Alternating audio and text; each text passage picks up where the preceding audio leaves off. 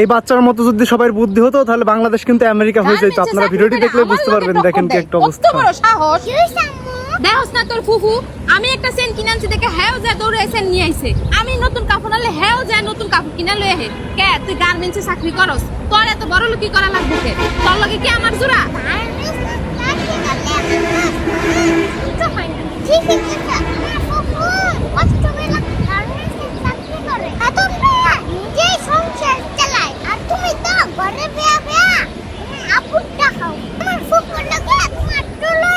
আমি তোর বাপেরটা খাই মানে তুই কি কইবার চাস? আমিও গার্মেন্টসে চাকরি করুম। বললে করো কা গার্মেন্টসে চাকরি করা তো খারাপ না। গার্মেন্টসে দিকে তো দেশটা সুন্দর চলতেছে। বিদেশিকা দেখা হে আমার ফুফু গার্মেন্টসে চাকরি কইরা বিদেশ থেকে ডলার আনে ডলার।